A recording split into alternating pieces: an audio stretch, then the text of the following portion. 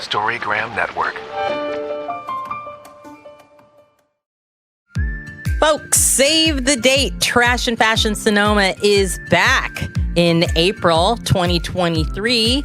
And this year, the Trash and Fashion Runway Show is on April 22nd, actual Earth Day. Also coming back, Trash and Barbie's Gallery and Auction, opening April 13th. And the Trash Bash and Dogs on the Catwalk on April 29th. That's Gerardo laughs, but it is a fun experience. I was here last year. It was really fun. It was really fun taking pictures. It's great. So when you hear this, mark your dates, save those dates. But what's happening right now is applications are open for Trash and Fashion outfits, as well as Barbie applications and Dogs on the Catwalk, which you can find all on our Sonoma community website, sonomacommunitycenter.org/trash and fashion, or events. You will find it. Get your applications, and I hope everybody's thinking about their outfit now. Hey, you know how much it costs? We're not there yet, but we do have sponsors. This is a really fun community event. So check out. I'm looking for artists right now. Share the word. Barbies are open to the entire age ranges, and the actual Trash and Fashion Show is open to students and adults 9+. Wow. Yeah. I like it. Turn your trash into treasure, folks.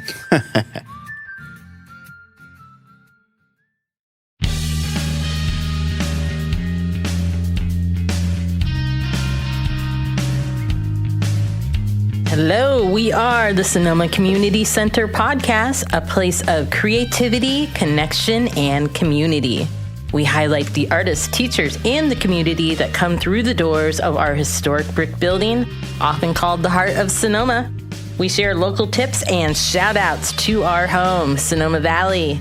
And we are your host, Molly Spencer. Gerardo Diaz. We are the engagement team of the Sonoma Community Center. Woo, woo. Hello, Sonoma. Welcome back to our podcast. My name is Gerardo Diaz. This is Molly Spencer. And we're back to the Sonoma Community Podcast. How you been, Molly? Well, we just got done with Chili Bowl. Chili Bowl. How was Chili Bowl, by the way? Well, you were here. I know. I just want to ask you since you were doing something else. Chili Bowl was great. So you probably heard, if you've listened to our other podcast, what Chili Bowl is. And it's a ceramics fundraiser. And it was fantastic. It had the feeling of community. It went smooth. It felt like 2019. Yeah. It was good. Really thank you for all the people that came in and participated in this. Yeah. And it was wonderful. It was my first time doing it too. And I have to say, my wife threw me out the door and said, hey, go and sleep in the living room. I'm like, why? It's like, no, we can't stand you anymore. You ate way too many chili beans, man. You know, I had like 5 or 7 plates of that thing. I'm done. Don't talk about chili anymore, you know. So you tried all of them. Our count was really good. I don't know how many gallons left over, but there was a bunch of cornbread left over. Let's see, you're supposed to cut that with cornbread, Gerardo. Cut that with her. Yeah. Anyway, it was super great. I think we're all still recovering. And the Chili Bowl is a great thing. It will be back, of course, next year. Not only does it support the ceramics program, but it also supports something that's near and dear. And that is our Ceramics Artist-in-Residence program. Yep. And today we have our recent 2023 winter spring, I guess, Ceramics and Artist-in-Residence. I think I added too many S's there. But we have Fred DeWitt with us. Fred, say hello. What's happening, Sonoma? I'm in the house. Hey, yes. Y'all wasn't expecting this. Fred was actually my first guy who tried my chili, actually. Chili? Yeah. He was my guinea pig, you know, per se. I'm like, here, Fred, try my chili. Hey, they feed me. They give me a place to work, and I'm getting down, okay? Perfect. You got to come to my show. Yes. So we're going to hear Fred's story. We're going to hear all of it. We want to hear everything. And right now, currently, the Ceramics Artist-in-Residence, you're having, I know by the time this comes out, the podcast, you'll be having an artist talk on February 7th, which I'm always excited because I get to hear near and dear, and you get to see visually what all the artists work on and what's their style and all that sort of Well, thing? I can't tell you everything. I don't want the FBI to show up at the door, but we'll By say the what time we this can. comes out, it will have already passed. But what accumulates, which I'm also looking forward to, is your time here will end in a gallery show. And I believe that's usually in June. So this will be out in plenty of time for people to hear what you're working on and come in June to see your gallery opening. So, Fred, before here, let's go way back.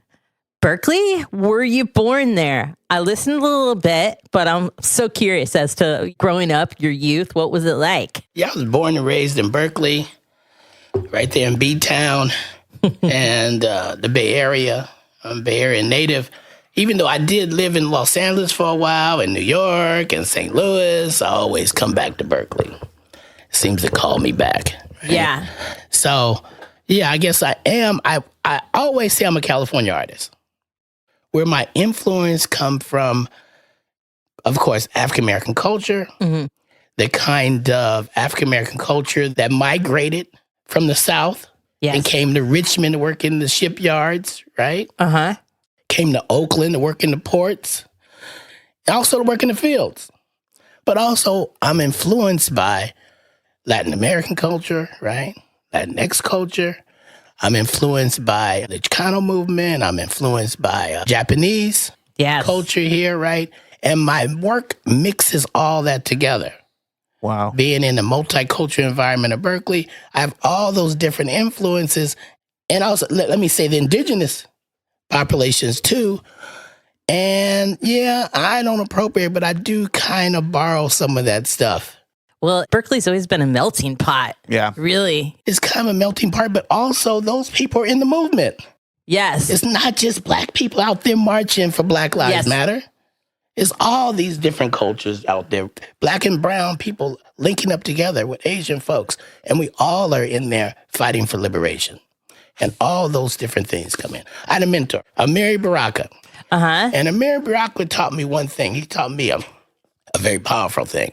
He said, we do not take on these actions to take on the value system of the oppressors.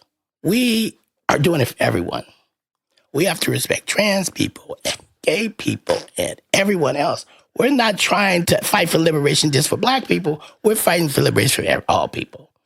Absolutely. It's come a long way, but we got a long way to go too. And I appreciate that. Like, we'll get there, the experience in Sonoma and how different that is sometimes from the East Bay. But when you grew up super young, what was your childhood like? Now, I heard a little bit about you being a runner as well as your dad being a champion. Champion track. Right. What was that like? My father was a state champion. I also ran. That's what I say. I didn't win, but I also ran. Okay. But I play sports. I play football and basketball. And I saw you rubbing your knee earlier, so it's nice to have someone that's closer to my age up in here, Fred. I broke my knee playing football for Berkeley High School.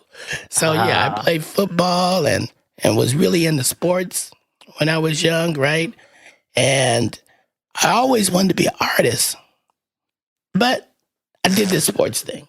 I'm imagine too, when you're heavily into sports and that sort of thing, art is not really encouraged. You know? What got you to do art? Like, what was your plan, or it was a backup plan since sports didn't work out? Or well, I came to art really late in life. Well, I came into practicing art really late in life. Early as a child, I would draw all the time, and I would paint and do these different things. My mother tried to encourage me to do music, but I have no rhythm. But I would do these things, right? And then when I graduated, I wanted to, everybody was saying, you got to be an engineer. Okay. Right? You got to be a doctor, engineer or something. Yeah. So I tried that. I tried that world. You just tried it? I tried it, but then... Yeah, exactly. I got sick at 25. Okay. I woke up one morning. I was a teacher then. I was teaching computer technology to business professionals, basically, right? Where was that, in Berkeley? In San Francisco. In San Francisco? So I was going to the financial district and wearing suits and living that kind of lifestyle, right? And I was teaching computer technology to... The computer just had come in. Yeah. a long time ago. So they just had this thing called the IBM PC that they just developed. But nobody knew how to use it. So I taught them how to use that. Oh, wow. Only black men in there, of course, right? Doing that work. So I taught them how to use that. You talk about microaggression then. It was really microaggression then, in those days. I can imagine. But I woke up one day and I started coughing. I was like, what's going on, right? And long story short, I became disabled by the time I was like 27. I couldn't work anymore. I had to navigate this kind of healthcare system. Yeah. If you don't mind saying, was it a cancer? Did you not know? What? Nobody knew what I had. Really? So that made it even harder to navigate. Yeah. Well, it made it harder. They don't believe you when you're black.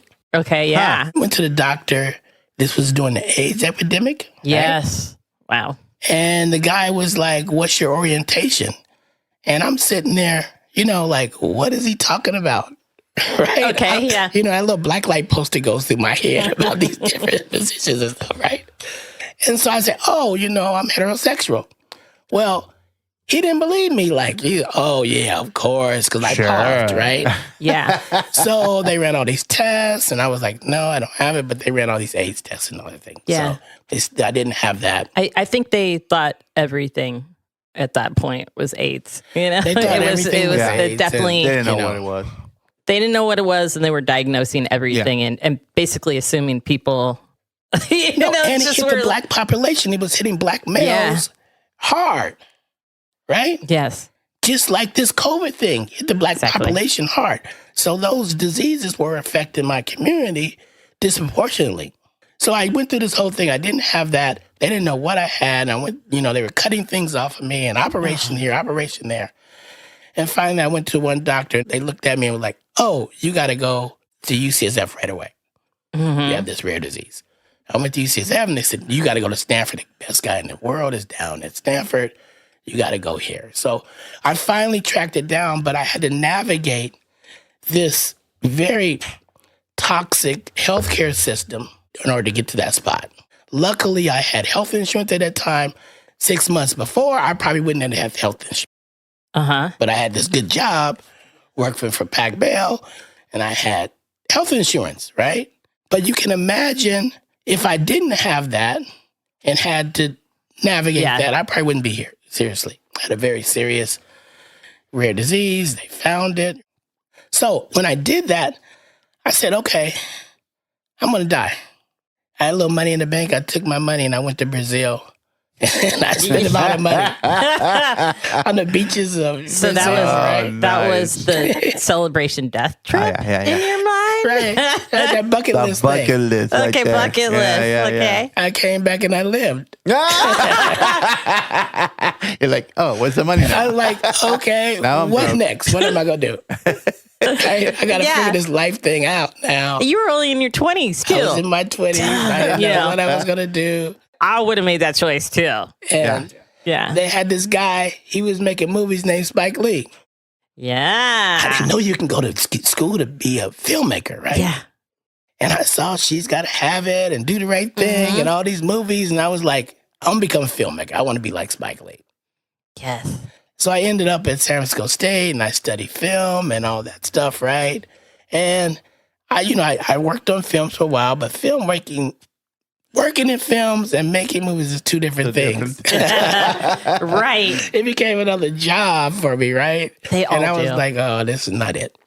So I'm fast forward. I'm jumping a lot of years here now. Okay. But we can jump around. Yeah. I'm jumping a lot Back of years. So I went to another transition. I was like, okay. I bought a boat and I was like, I'm going to sail around the world. I knew it because, I was peeking at your Instagram, which Fred I'm like, are you an OG man. Instagrammer? And I saw some boat pics there. And I was like, I think he's got a story. Yes, I got in my boat and I'm going to sail around the world. And when I got out there underneath the Golden Gate. You found that gas was super expensive and you came back. Yeah. No. Well, I found that the waves are really big and well wells are bigger. Yeah. My husband surfs How big of a underneath boat, there, so I Fred? understand. I had a little boat. I had a 24-foot boat. Oh man, yeah, those whales are bigger than that. The whales came up to me. They were bigger than the boat, and I went over there and I sailed. I got to down to Los Angeles, down to Long Beach. You made I it got down off the boat. coast? Wow, you made it that Yeah. far, huh? Yeah, by myself. I sailed down there, right? Yeah, And I was actually, it like- sounds like Gerardo's dream. I'm not gonna. And I said, if I could do this, I could do anything. Now, I don't have to tell your listeners I have a tracheotomy. So if Yeah. I fall in the water, I'm dead, right? Oh, okay. You automatically drown because you can't. Breathe. Yeah, you can't hold your breath. The water just goes down the trach tube. You're not even supposed to be around water. So I made it down there, and so I was like, hey, I can do anything I want to do. What should I do? And I was like, when I went to film school, they had animators, they can make a whole 35 millimeter movie by themselves. Yeah. So I said, I'm going to go out. So I went to Santa Monica Junior College to become an animator, right? They had an animation class there. And they were like, well, you got to know how to draw. You have to take a drawing class. So I took Okay. a drawing class, and then I took the painting class. And I was like, hey, I can do the same thing with a pencil that I want to do with a movie. I can do it with a painting that I want to do in a movie. Yeah. So that got me into this whole art thing where I was just able, hey, let me tell these stories differently. And painting was And really your painting. medium at that time. Painting became my thing. I really enjoyed painting. I can be meditative. I can do it all night and not even think about it. So, think that I'm tired or anything about it. Just keep painting and It's fascinating. seeing things, right? Yeah. I can understand the painting. How you could just go and go and go and go. So I know. So I wanted to be the painter. So I started painting. At that same time, my father got cancer, Mm-hmm. and I had to come back to Berkeley Okay. to kind of take care of him. I came back to Berkeley, and I would go to the hospital, and I would paint every day, paint him in the hospital and stuff, right? And so I needed an outlet, so I started taking a couple classes at UC Berkeley, and they were like, well, if you want to go to grad school, it's free. So I was like, what? Grad school is free? So my father passed away, my dog passed away, so then I went back to grad school, and that's how I got into this whole thing, right? So timeline there was about how long ago? That when you was only a started few Berkeley? years ago, so I started, I think, in like 2018, 2019, I think I Okay. started going to school there, right? Okay. Wow. And I know like you were going into Berkeley after that. Didn't they start a program? You got your MFA from there. Yeah. Mm-hmm. And then didn't they start a program? Maybe you can share a little bit about what they started. You were the first artist in residence. Talk a little bit about that. Oh, yeah, they have a place called The Platform, and I was the first artist resident that they had in this platform space, right? Uh-huh. It's a kind of social practice space that they have on campus. And Jill Miller runs that social practice space, and she was allowed me to be the first artist in resident. Now, we know what happened that time, and then, right? Yeah. The fires came. They closed the school down. The whole sky went black. Then COVID came, and they shut the school down, right? Yes. I was growing plants. I was growing my art practice builds on materials, and I was growing these cotton plants. Mm-hmm. So I told the university, I can't let my plants go. You close me down, I can't. All my plants are dying. My research would be gone. Yes. So they allowed me to be in that space to grow plants. I was one of the rare people that were able to come to campus and continue my research. And I did a lot of my research in that platform space. So that happened. I still get a little emotional even when I say these words, right? Even when I think about these times. They murdered George Floyd, kept their knee on the man's neck with him begging for his mother. That was the saddest thing. When you hear a grown man begging for his mother, it really got me too. Desperation. And I got angry. And I said, what am I doing in this ivory tower making this work? What am I doing here at UC Berkeley in this institution? We know about the legacy of that institution, Yes. of these educational institutions, predominantly white institutions that have barred access on native land. What am I doing there? Everything was closed. Art stores were closed, right? Yes. But auto parts store were closed. So I went and got me some, I was in LA then, but I went and got me some spray paint. And I said, I'm going out to the streets. And I went out to the streets and everybody was throwing up murals. You were in LA at that time. I was in LA. And I went over to like Venice and Hollywood and all these places. The whole city, the artists had turned out. They were writing on the walls. They were throwing up murals everywhere. Yeah. National Guard was out, but they were throwing up, right? Yeah. And so I said, what am I going to do? And I started making these political posters and making altars. And I started making these altars. I came back to Berkeley. I was still making these altars. I was doing ceramics. So I was putting these cups out along with my altars. And these are public altars on the street. It's on the street. Yeah. Mm-hmm. I said, hey, I don't need to be in a gallery. Yeah. The people I'm talking to, the people I'm trying to reach are on the streets. Exactly. Right? They're not trying to go to no museums right now. We were out there putting our lives on the line because COVID was out. We didn't care anymore. We still had to march. Yes. I don't care what the risk is. What good is it for us to be safe inside when they're murdering us in the street? The blood was running in the street. Yeah. Right? So I was out there and I put out, but then people would come and destroy. They would destroy my altars. They would break the cups. Okay. And break the plates. And I was like, what am I going to do? I put another one out, they break it. They steal the signs, right? So I had to come up with a response for that. Yeah. And I can't wait to hear it because I know a little bit about this. And I love it. And I was talking to my friend Aaron too, and he was like, well, they got these things called seed bombs. Earth dumplings. And so I started making seed bombs. You can break this ceramic ware, but then something grows out of it. Oh, you put seeds inside, huh? I put seeds inside of the clay, and then when you break them, they spread those seeds around. I love that. What was your original seed? Like, what was it sourced from inside of there? Well, we started putting seeds in. First of all, we wanted to bring the butterflies back, right? Yeah, okay, yeah. So some milkweed and stuff in, right? Exactly. I think there was a project we did that as well. But also, I wanted to talk about these crops that Black people used to survive when they got here. So we started putting greens in there. Collard greens. Nice. And power some tomatoes. And okra, right? These things that kind of can grow wild. I'm just imagining like all these people breaking all this stuff, and now you got like tomatoes that are growing in the streets now. Here we go. That's the plan. That is the plan. That's the plan. So that's how I kind of got into the art and into materials and into clay. It was a call to arms.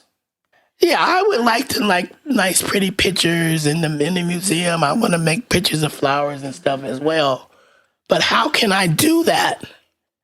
They murdered another brother down the street just the other day. Terrell Nichols. Share your perspective on it because it just... And over and over. I can't breathe. I can't breathe. I can't breathe. I can't breathe. I can't breathe. I can't breathe. I can't breathe. I can't breathe. And they keep they keep their foot on your neck.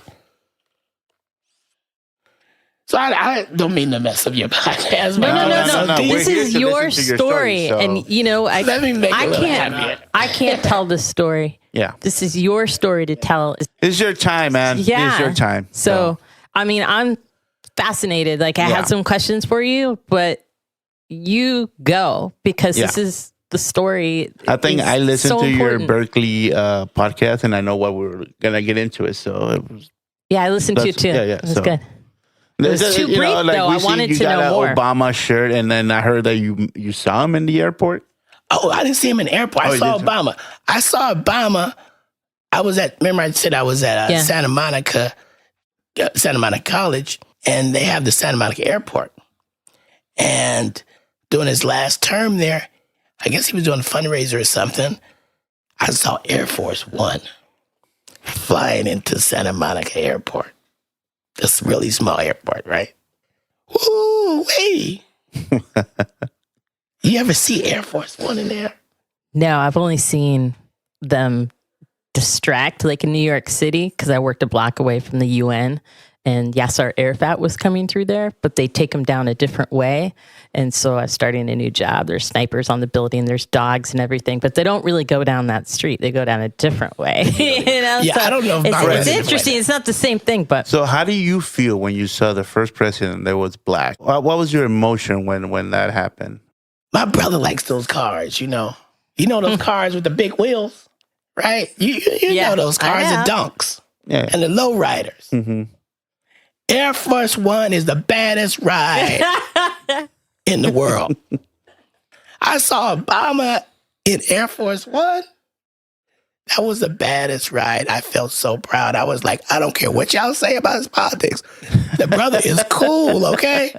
Right? I know. He is smooth. He had the escort with the, they have like escort. They have a helicopter escort. Coming around, yeah. Right. And then he's in Air Force One. And I thought about it. I thought about myself, and I was like, hey, if Obama can do that, I never thought a black man would be president in my lifetime. Yeah. I'll be honest with you. I never perceived that as a possibility. But if he can do that, I can do what I need to do. I can get up off the couch. I may be disabled and black and older, but I can go back to school. And I can fulfill whatever dream I want to fulfill. I at least ought to be trying. If he's out there trying to change the world, I should be trying to change my community as well. Well, you keep reinventing yourself. I mean, you have no fear, it seems like. Okay, reach an obstacle and you just turn on a dime. And that's what I admire most of your essence is like nothing stops you. You just keep on going. I'm lucky, though. I had a mother and father. A lot of brothers don't have fathers. Yes.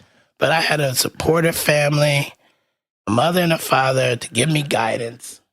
And so that gave me a little freedom to be able to just be myself. And a lot of people don't have that. So when I teach, I'm trying to also give that to other students. Find your freedom. Mm-hmm. Give them support. Sort of, yeah. It's okay to fail. You know, that's the way you learn is by failure. It's super important.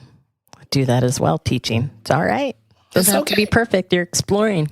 That's the beauty of art and helping support that. Just keep getting up. Yeah. Just don't keep making the same mistakes, though. Don't make the same mistakes. Learn from your mistakes and don't do it again.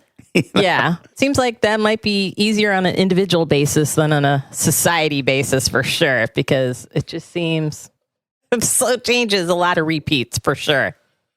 The problem is they don't think that they're problems. Right. It's all about capital. Ultimately, always. It's always about the exploitation of the worker. How much money can we make? They say, hey, if you have a good Christmas, because we had a lot of sales. Yeah. Not because we had a lot of love. It's 'cause we had a lot of that's sales. so true. I don't like Christmas, so. I know you. So, yeah, it's definitely the essence of a lot of just money. I don't know. Things are just fast forward, and it's really like very transparent. I mean, how fast can we go, and how much can we until you break? So, but it is important that you get up individually and face like, how can I be a part of this? How can I do it that I enjoy expressing? And what I'd love to know right now, you're coming up to Sonoma, what you continue to work on. You're still doing some of the plates and the seed bombs? I'm still doing those things, but I'm definitely trying to go somewhere else. We talked about my work has talked about what has been. Yeah, okay. And what is happening. But, hey, I went to the Black Joy Parade last week, right? That was in Oakland. And the mothership landed. George Clinton came in on the mothership. No way. The rain let up. And we were out there One Nation Under Groove getting down just for the funk of it. Oh my God, I love it. And I looked up at the sky. Everybody was dancing and singing. And dusk was falling. And I looked up at the sky and I saw the moon. And they had a light show on the buildings around me. And it was very emotional. And I was like, this is it. We transcended these other spaces. And I started thinking about George Clinton, Octavia Butler. I started thinking about Sun Ra, but also Toni Morrison and Langston Hughes and James Baldwin. Yeah. And the power of art to transform us, to take us to a different spot. And so I want my work to be able to do that, to be able to talk about the past, but also to take us to a brighter future. So I say my work is kind of Afro-surrealism because it's almost a dream. Yeah. I won't say Afrofuturism because I don't want it to be in the future. I want it to be now. Yeah. Okay. I want to transform you, take you to a different space right now. And my work here in Sonoma is going to reflect that. I want it to be speculative, of course, right? Yes. But also I want everyone, Black and white folks, right, to be able to dream, to close their eyes and dream of going to a better place. Hope. Hope. Yeah. Yeah. That's it. Hope and faith. Yeah. I love that because we need that. And I can't wait. Now I'm really excited for your gallery show in June. You're working a lot in ceramics. Are you still doing paintings as well? I still do the paintings, and the paintings and ceramics kind of go together. I'm using materials when I do paint. I kind of mix up my own paints by breaking up these rocks. I go to these sites of, I say, a resistance, and I collect materials for them, and I break them. I use those paints. I'm trying to do the same thing in ceramics. So you're basically making your own pigment? Make my own sort? pigment. Okay. Right, make my own pigment. And I'm trying to do the same thing with the ceramics as I go to these sites too and break up the rocks and put them in the clay and try to make some glazes out of them and really bring the spirit of those folks into the work. And hopefully, I was talking to Meg Billingham, who is the ceramics person, and she said she knows where you can pan for gold. And we might go try to get some gold and some clay and put all that stuff. There's like bentonite clay around here. We were just talking about that. And this is a big rumor, but I'm not sure if it's true or not. But it's always been said a long time ago that there was amber up in the hills. And I'm not really sure about it, but I just heard that people had found amber up in the Mayacamas. I don't know. Gerardo, what do you find when you're fishing besides big fish? Obsidian, I think that's what they call it. The rocks that they used to make arrows Obsidian? out of. Obsidian? Is it obsidian? With the natives used to use? I don't see a lot of it around here. A lot of that. That's what I used to see when I go fly fishing places. Nice. I know. Where you go, like Lake Berryessa? No. Right next to Lake Berryessa, Puda Creek. What are the creeks? Yuba River, you know. Okay. Yeah. I should be fly fishing actually today. Supposed to be fly fishing yesterday and today up in Reno, Nevada. Oh, it's not too cold? Yeah, that's why I'm here. Okay. Yeah, the roads were closed, and I'm like, do I want to sit there and froze like a popsicle? I don't think so. So I canceled my trip. My painting mentor, Greg Nagasawa, he's a fly fisher. Oh, no way. Right? Yeah, he's a big fly fisher. Ties his own flies. That's something else, tying your own flies. That's really good. You know, the best feeling is, for me as a fly fisherman, when I do a fly and then I go out there and I catch a fish, it's just the best feeling ever. That I caught a fish with my own fly that I made.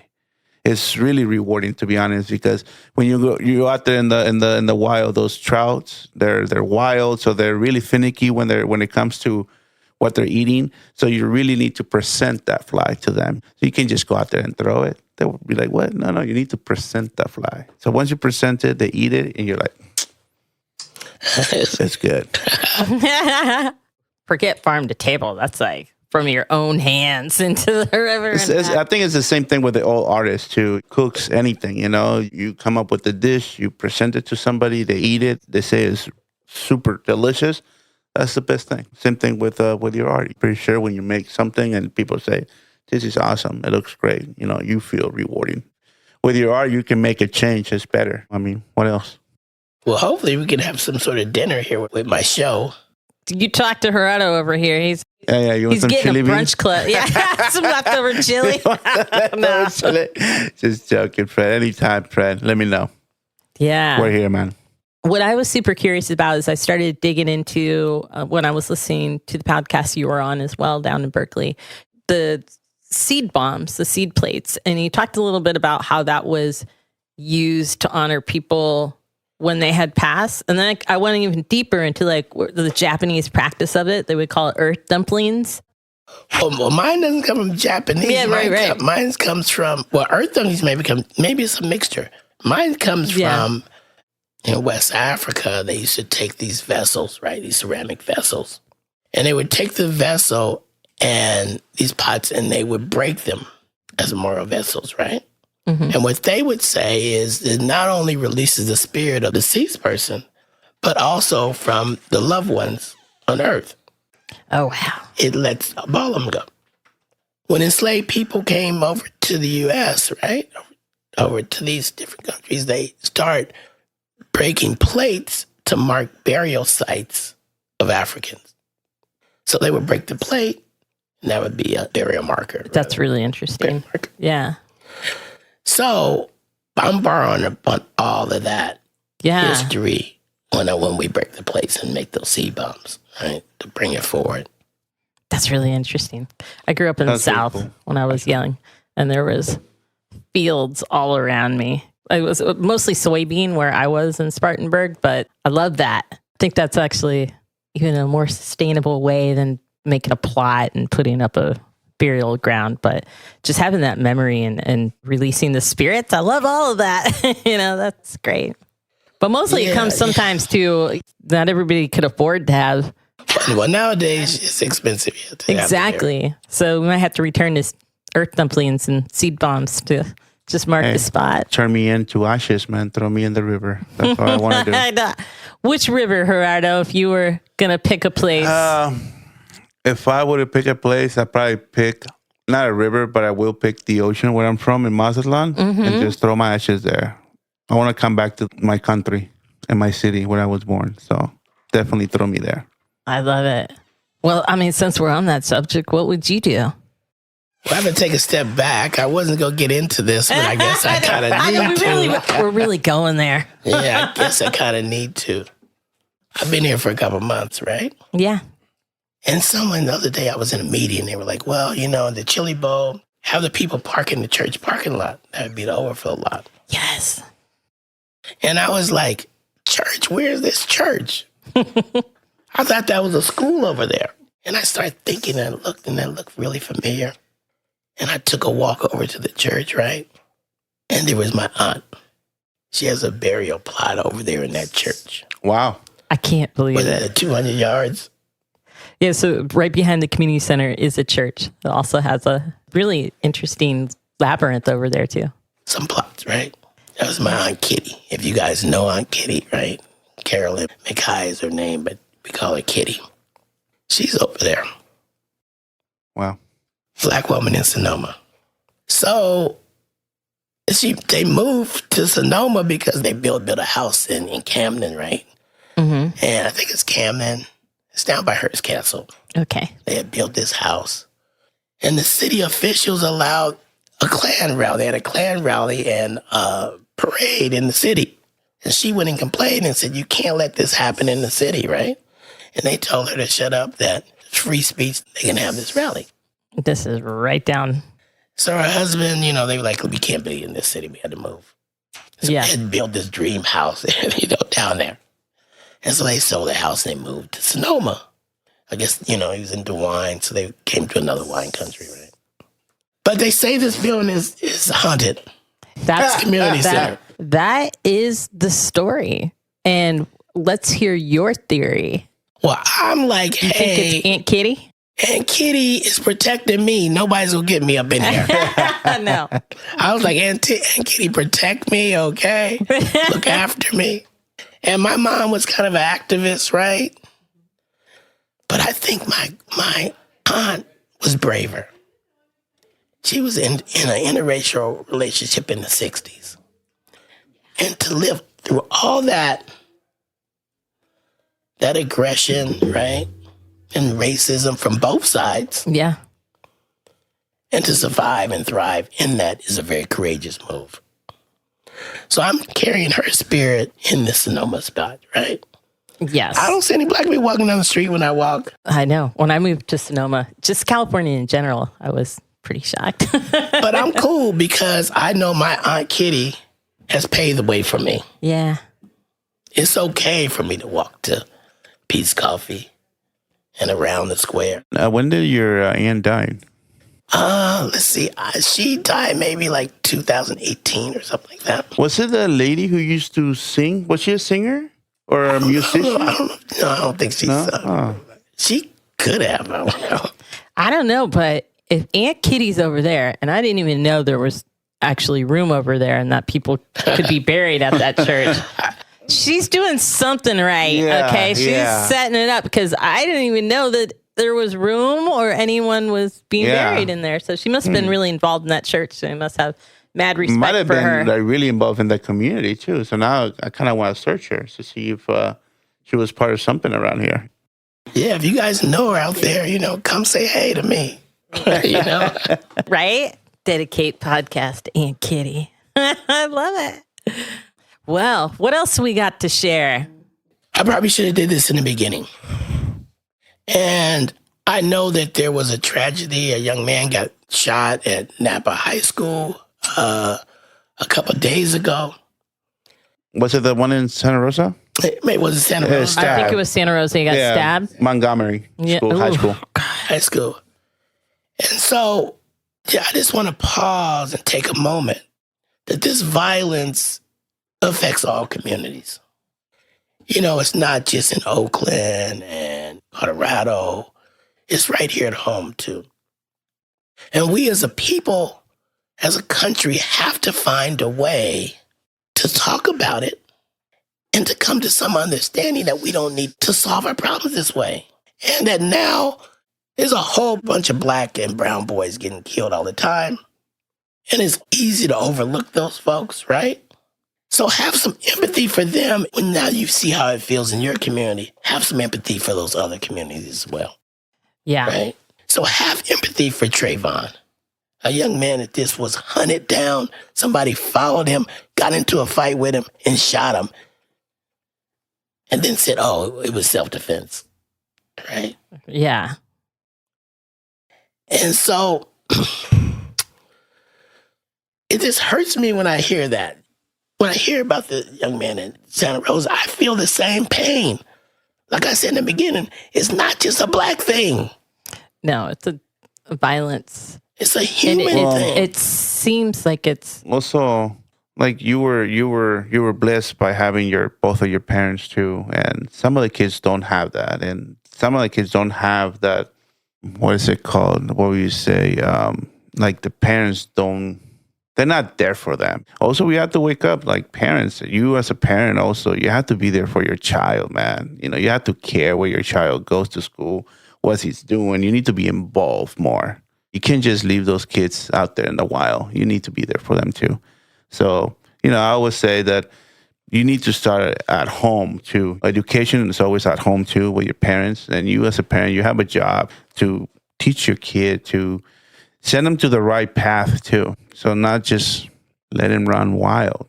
I don't know. I just feel like for me, I got 3 kids myself. I got a kid in high school. And so I'm always there for them. Whatever he needs, I'm there. It doesn't matter if I need to leave work because he needs something, I'm there for him.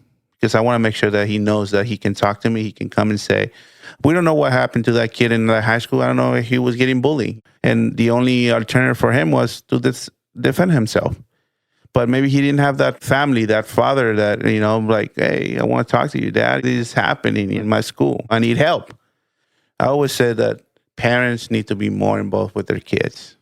And they need to give that feeling that the kid can trust you to say anything to you.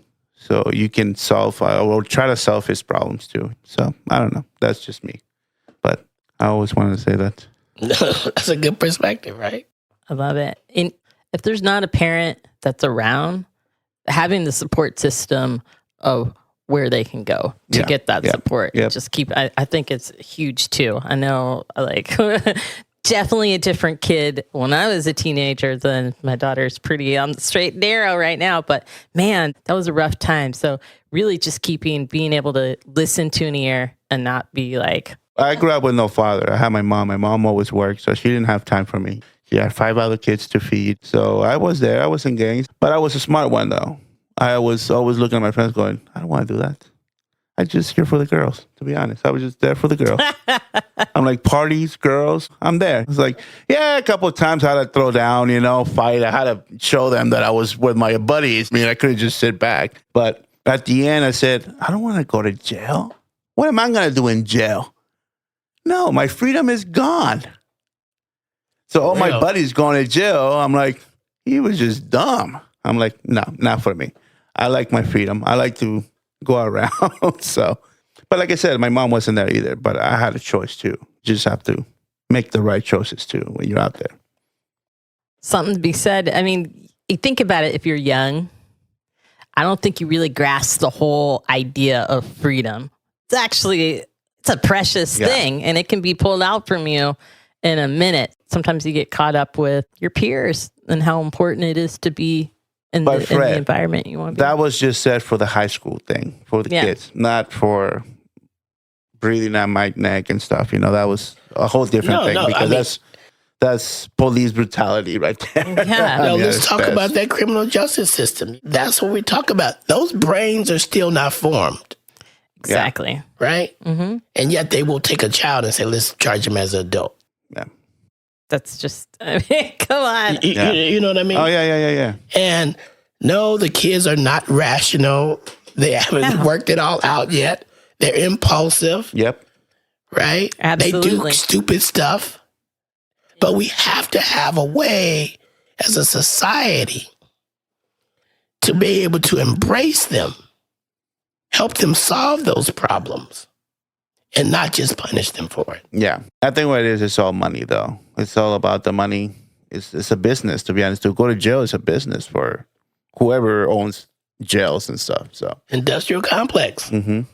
That's sad. There is one hope in this that I like, and we do it here with like Queer Art Club, but creating spaces for kids where kids and teenagers can come and express themselves and work through it that way. So be it Queer Art Club, be it teaching kids culinary, Hannah, dancing, whatever, finding your voice and seeing people like you, Fred, seeing you, Gerardo, myself, whatever, that have come through and they're doing it. Like they say, oh, they're running a podcast. I can do a podcast. Yeah. Oh, he does his art and expresses who he is through that. Like that needs to continue because really kids are impressionable and they might not express it to you and tell you directly nor how to, but it does settle in the future because all my mentors that I might not have told them were my mentors are who makes us who we are today. And that's not a burden. That's a gift to get older and to be able to share that.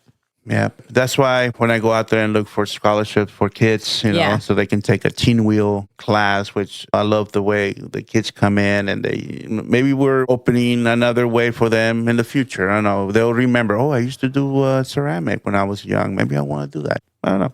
That'll be good. So same thing when I go cooking, I make sure they don't cut their fingers, I'm like...